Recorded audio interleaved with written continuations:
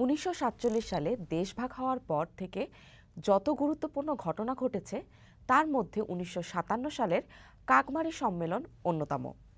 এই সম্মেলনেই প্রথমবারের মতো বৃহৎ পরিসরে পূর্ব পাকিস্তানের স্বায়ত্তশাসন দাবি করা হয়। ১৯৫৭ সালের ৬ ফেব্রুয়ারি থেকে ১০ ফেব্রুয়ারি পর্যন্ত টাঙ্গাইল জেলার কাকমারি নামক স্থানে এই সম্মেলন অনুষ্ঠিত হয়েছিল। মওলানা আব্দুল হামিদ খান ভাসানীর সভাপতিত্বে অনুষ্ঠানটি আরম্ভ হয়েছিল। ৩ ফেব্রুয়ারি মওলানা ভাসানী কাকমারির ডাক শীর্ষক আরেকটি প্রচারপত্র প্রকাশ করেছিলেন। তাতে ৪.৫ কোটি বাঙালির বাঁচার দাবি হিসেবে আঞ্চলিক স্বায়ত্তশাসন আদায়ের ডাক দেওয়া হয়। মওলানা ভাসানীর দল যখন হোসেন শহীদ সোহরাওয়ার্দীর নেতৃত্বে কেন্দ্রে এবং আতাউর রহমান খানের নেতৃত্বে পূর্ব বাংলার ক্ষমতায় অধিষ্ঠিত, তখন এই বক্তব্য দিয়ে একটি মহাসম্মেলনের আয়োজন করাটা খুবই তাৎপর্যপূর্ণ ছিল। সম্মেলনে আরেকটি উল্লেখযোগ্য বিষয় হচ্ছে, এই সম্মেলন উপলক্ষে টাঙ্গাইল শহর থেকে সন্তোষের কাকমারি পর্যন্ত প্রায় ৫ কিলোমিটার রাস্তায় তোরণ নির্মিত হয়। সেখানে মহাত্মা গান্ধী, কাজী নজরুল ইসলাম, কবি ইকবাল, নেতাজি সুভাষচন্দ্র বোস সহ আরও অনেকের নামে তোরণ বানানো হয়েছিল।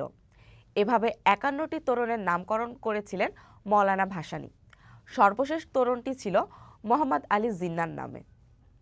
কাকমারি সম্মেলনে দেওয়া বক্তব্যে মওলানা ভাসানী শেষ পর্যায়ে রেগে গিয়েছিলেন বলে জনশ্রুতি আছে।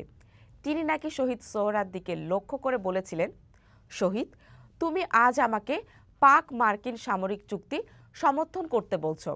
তুমি যদি আমাকে বন্দুকের নলের সামনে দাঁড় করিয়ে জিজ্ঞাসা করো, আমি বলবো না। তুমি যদি আমাকে কামানের সামনে দাঁড় করিয়ে জিজ্ঞেস করো, আমি বলবো না না।